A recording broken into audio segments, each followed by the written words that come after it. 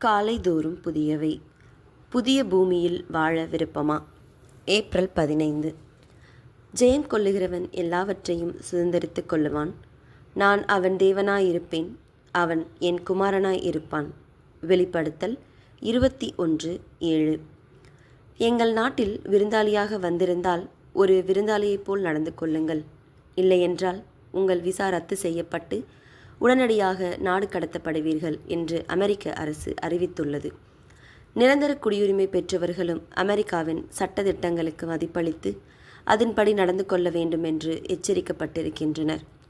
முறையான விசா இல்லாதவர்களையும் அமெரிக்க குடியுரிமை பெறாமல் வேறு எந்தவித விசாவில் அமெரிக்காவில் வாழ்ந்து கொண்டும் குற்றம் புரிபவர்களும் அமெரிக்காவில் வசிக்க தகுதி அற்றவர்கள் என்று முத்திரை குத்தப்பட்டு அவரவர் நாட்டிற்கு அனுப்பப்படுகின்றனர். இப்படிப்பட்டவர்களால் நாட்டின் பொருளாதாரம் பாதிக்கப்படுவதுடன் நாட்டின் பிரஜைகளுக்கு பல விதங்களில் இடைஞ்சல் உண்டாவதாக அமெரிக்க அரசு குற்றம் சாட்டுகிறது. இப்படிப்பட்டவர்களை அமெரிக்க அரசு வந்தேரிகள் என்று அழைக்கிறது. அமெரிக்க நாட்டிற்கு வருவது என்பது ஒரு ஸ்லாக்கியம். எனவே படிக்க வந்தால் ஒழுங்கு மரியாதையாக இருந்து படிப்பை முடித்துவிட்டு நாடு திரும்புங்கள். படிக்க வந்த இடத்தில் போராட்டம் போன்ற தேவையில்லாத வேலைகளில் ஈடுபட வேண்டாம். குற்ற செயல்களிலும் ஈடுபட வேண்டாம். நாட்டை சுற்றி பார்க்க வந்தால் அதை மட்டும் செய்யவும்.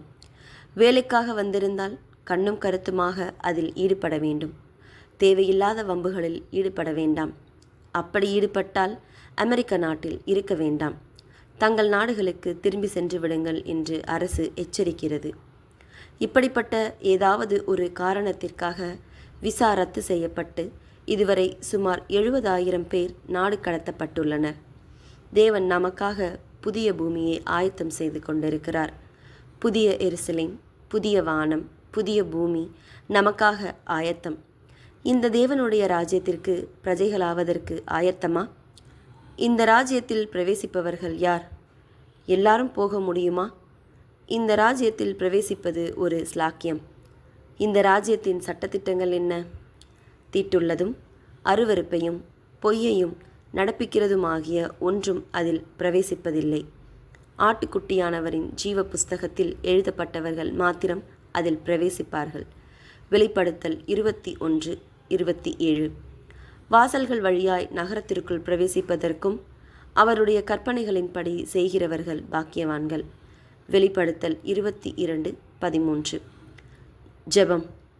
பிதாவே, எங்கள் சுயபலத்தால் இந்த புதிய வானம், புதிய பூமியை சுதந்தரிக்க முடியாது.